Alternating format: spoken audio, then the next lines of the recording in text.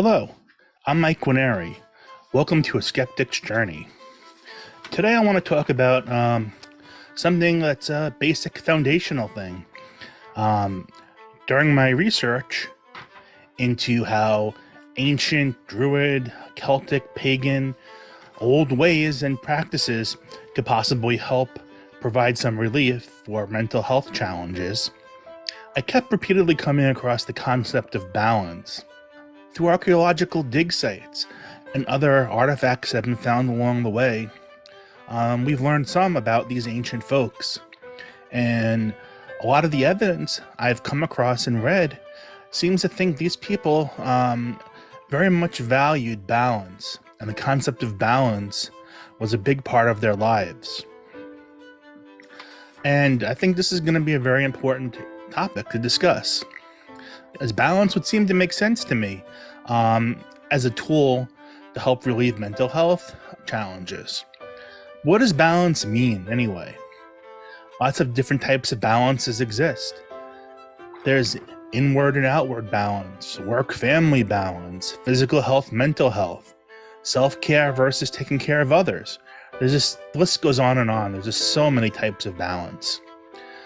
There are countless books, seminars, and other products out on the market with the intention of helping you achieve this elusive balance. But we can't look at balance in a vacuum. Balance has very little meaning unless it is built on a solid foundation. So what does this foundation mean, and why is it important? Well, let me give you an example of Penn State University, where my oldest daughter is currently attending.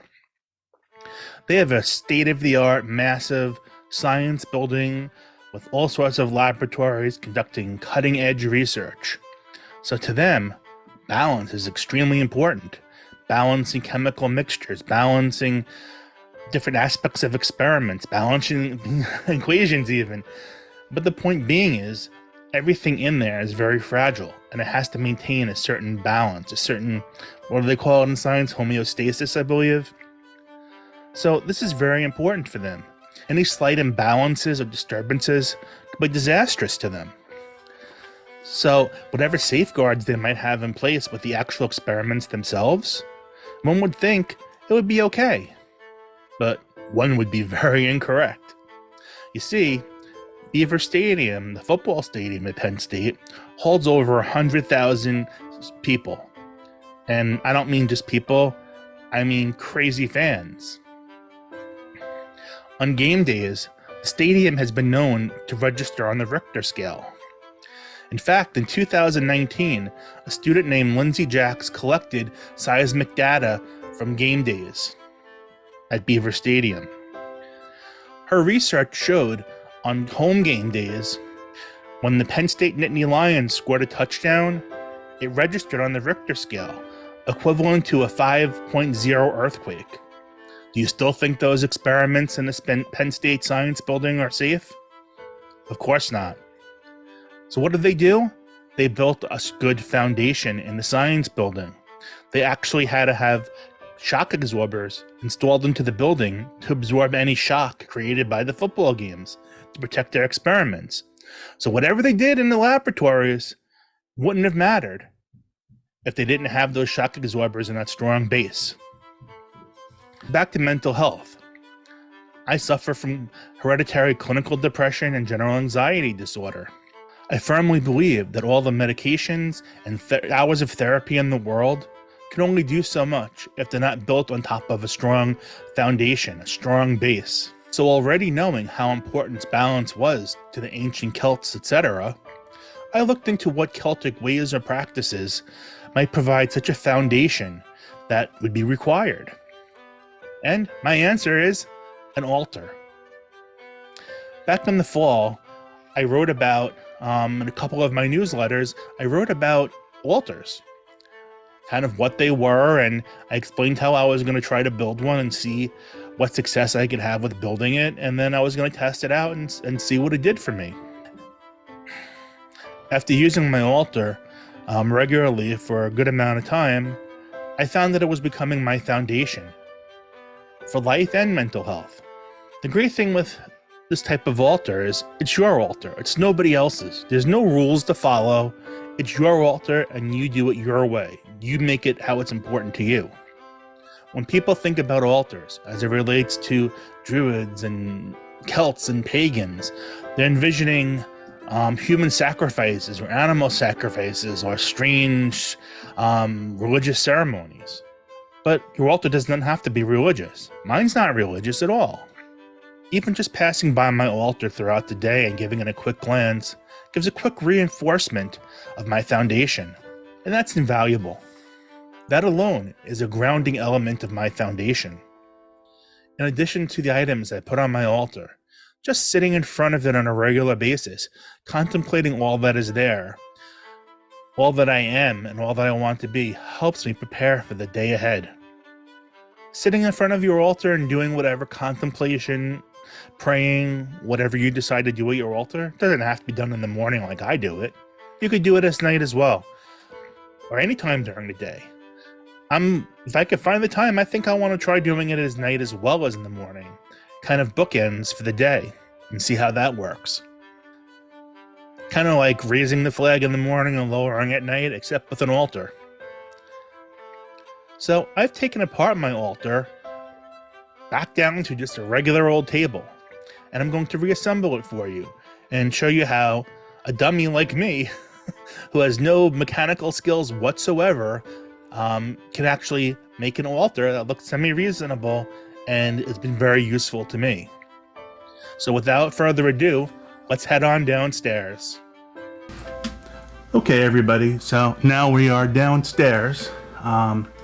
So I have this table. It's a cheap folding table, aluminum folding table. I believe I purchased at BJ's Wholesale. Nothing special. I just put over it this little blue fleece blanket, just sort of nice solid color on the bottom. You don't see any of the scuffs or whatever that's on the tabletop. So first thing I'm going to do for my altar is I have this little altar cloth I purchased on Amazon, and we'll just open that up and put it down on the table. We have our little Celtic knot thing here. I think it's a Trisketel or something like that. I forget. So we'll just put that out. Nice and flat. Alright, so now I have my base here for my altar. So, first thing you need is the actual altar, which, you could make. Oh, you alright, dog? You could make, you could buy, you could flip over a box. You can pretty much do anything you want. I would try to make it look nice if you can. I have absolutely no woodworking skills whatsoever. So I have purchased this altar off of Etsy, I believe it was, and I'll put the link in the description. So I'll put my altar base down. And this particular altar also came with a second level, which I'll put right here. It's about centered. Okay, so now it's time to start populating my altar. Let's move it in a little bit to hopefully make sure it's on camera well. Okay, so what are we going to populate the altar with? Well, first things first, I like to have my heather up here on top. Why? I don't know. Flowers seem to be a common part of altars, and I just like Irish heather, so there you go. We have heather. Some other things we want is our ancestors. So I have some pictures of ancestors. I'll just put up around the way here. Let's see, ancestors to contemplate upon. This one's coming out a little bit. Let me move it center to make it nice. There we go. Now, no altar is complete without some candles, without some fire. So I have my little teacup candles. Put 4 of those out. I think I put them right along here, like this. And like this, roughly evenly spaced. Okay. Now this side is more to my Italian and Irish side, so I'm gonna put this piece of turf, or peat, depending on how you want to call it. This is harvested from the Irish bogs, and it's used as a fuel source to burn, almost like wood.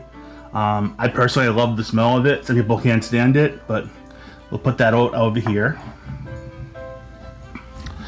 Nextly, sticking with the peat, I have a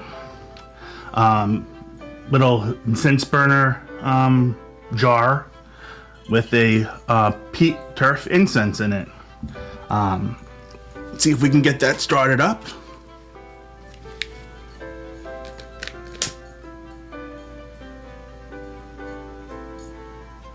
There we go.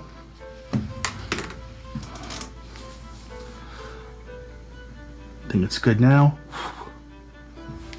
I'll just put it in the incense burner. Now normally I would have it on my left side here, on the side it pertains to, but just because I don't want to have your whole view clouded by smoke, I will put it over here on this side. So you can see it burning without actually having it blocking your view. And also we had our various herbs for the season. Next Wednesday is the holiday of Imbolc on the pagan calendar, or also called St. Bridget's Day. You know, Bridget was a Irish god turned into a Catholic saint. There's a lot of controversy and, you know, whatever about that. But so we have our blessed thistle, our coltsfoot, heather, bay leaves, and celandrin. I'm not sure what that is, but that's the 5th of them. So shortly I will put these in their little containers. So that's ready to go. If you remember these from a few months ago, I'll be putting those in there. And what else do we got?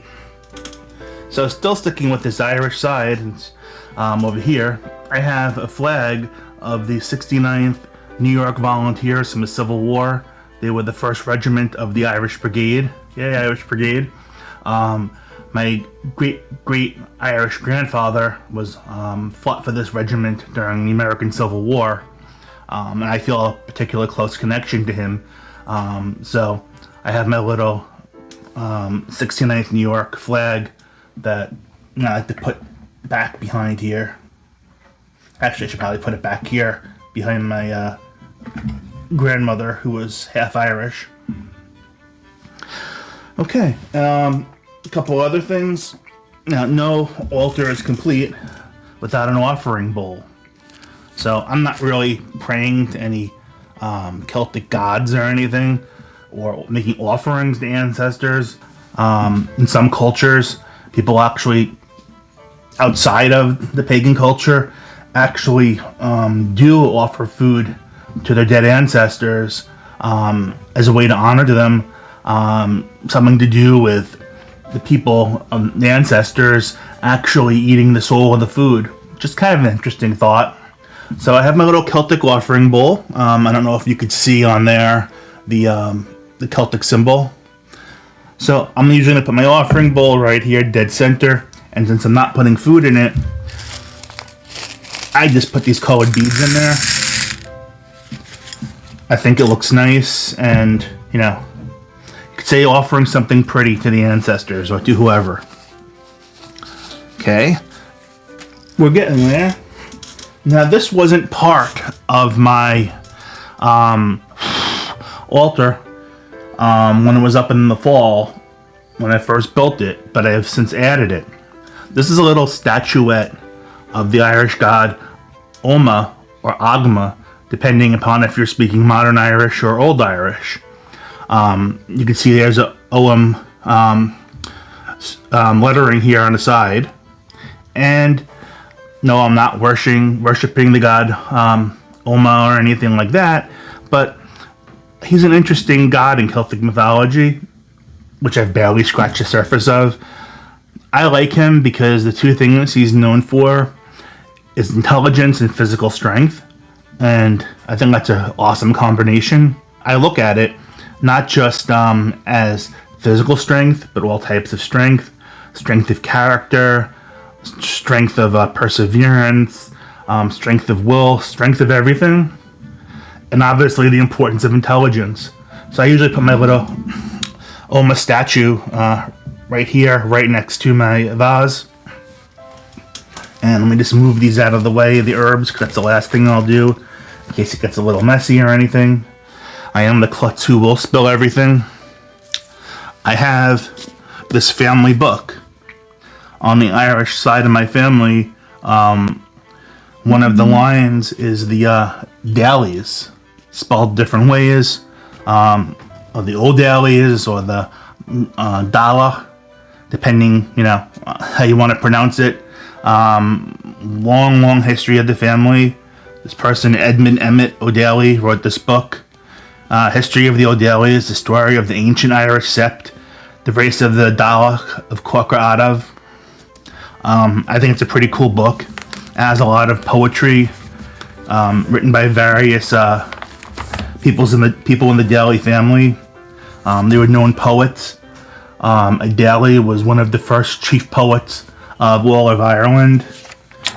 So give some history and some poetry. Maybe once in a while, when I'm at my altar, I'll read one of the poems. This is a tribute. And it has some other interesting stuff in there. One thing I particularly thought was cool, associated with Corcra Adav, a tradition still extant claims that Cromwell's adventurers left just one tree standing at the O'Daly's ancestral seat at Corcra Adav to hang the chief of the O'Daly if he endeavored to renew a residence there. Long way of basically saying, we're leaving one tree, you come back, we're going to hang you. But I thought that was pretty cool. Corcra Adav is it was in Meath back in the day, in County Westmeath. My dailies are right from the ancestral homeland, which is pretty cool. So I like to leave this book just sitting right out here. As mentioned, I'm going to put the current herbs for this time of year in my little containers. And I forgot to bring down with me the paper that tells you about each of the herbs, so I will see if I can find that when I go back upstairs and put it in the conclusion of this video.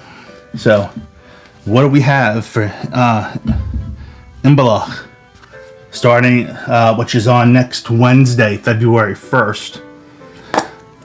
We have Blessed Thistle. So we'll just put a little in a container. That'll do. Now if I'm sitting on my altar, I'll leave these open, but otherwise I'm gonna cover them up. I don't want someone knocking it over and making a mess. And I'll just put this under where it is right now so I can put a label on it later. Then we have our heather.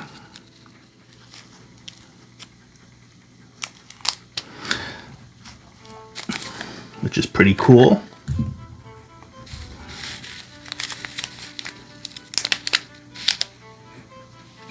Smells nice.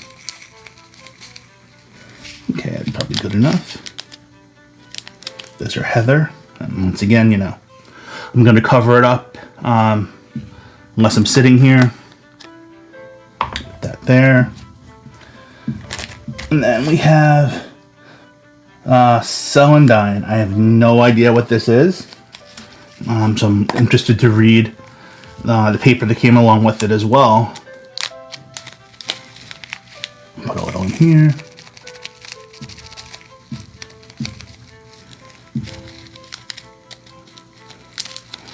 heather under my heather. Okay, we'll put the celandine here. 2 more to go. We have coltsfoot.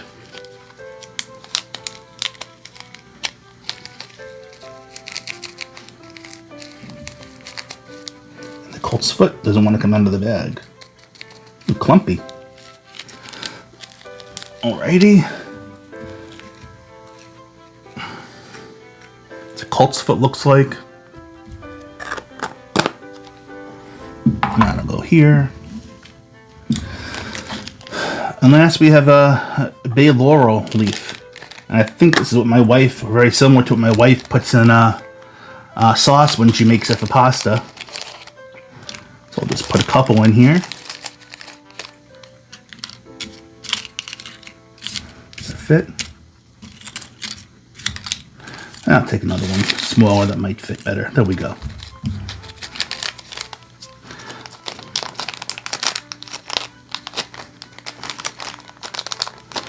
And like I said, let's cover that up for now because I'm not going to be utilizing the altar right this minute. Put this over here for labeling purposes later. And to complete the effect and get ready to go.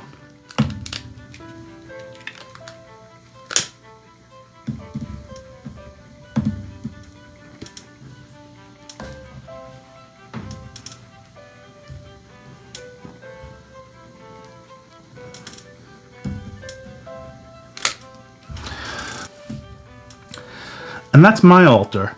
In a future video, I'll give you an idea of how I use it. Not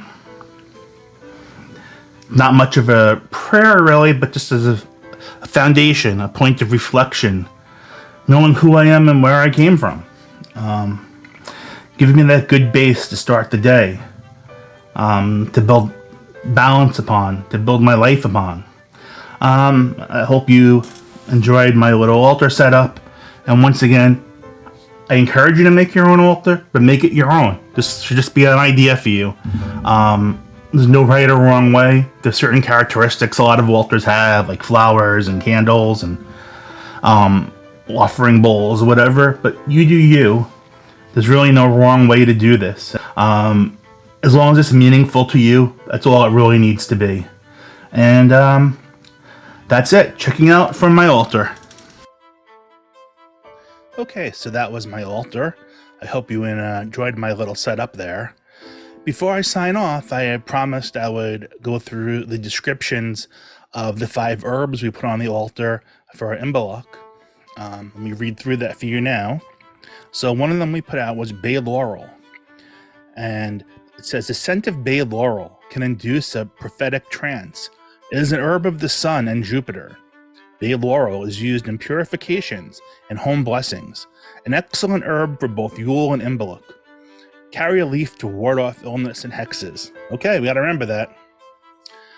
Next one we did, blackberry. Blackberry leaves and berries are symbols of both wealth and healing. It is sacred to the goddess Brigid and is an excellent for use during Candlemas. Also, it is an herb of Venus. Okay. And here's the one I didn't know what it was. Celandine. Celandine will bring joy and cure depression. It is also used for protection. Celandine is an herb of the sun and Jupiter. Wear to escape entrapments. Okay. Coltsfoot. Coltsfoot is a symbol of love and peace. It is sacred to the goddess Brigid and is excellent for use during Candlemas. Also, it is an herb of Venus, Mercury, and Jupiter. Leaves come after the blooms, and often blooms with snow still on the ground. And the last one we did was heather. When worn, heather will provide luck and protection. Heather is sacred to Isis and is a herb of Venus, excellent to use during Candlemas and Lunasa. Bundle with ferns, dip in water, and sprinkle it around to conjure rain. Just want to point out the ISIS here is not the terrorist organization. It is actually a god. Just to clear that up, we don't want to you be using things sacred to a terrorist group or anything. So, we'll have the test on that shortly. Hope everybody remembers that. I know I'll forget it by the time I finish recording. So that's the description of the herbs that I promised. Well, I want to thank everybody for watching this video, and hopefully they will keep improving as time goes by. And if you like this video, please click the thumbs up button to show you like it, and also subscribe to my YouTube channel. So, if you would like a free copy of my forthcoming guide, How to Naturally Relieve Mental Health Challenges by Living a Celtic Lifestyle, please subscribe to my newsletter. This link will be down below in the description. Please be sure to subscribe. And with that, it's time for me to head off. May the road rise to meet you, and I will see you next time. Have a good one.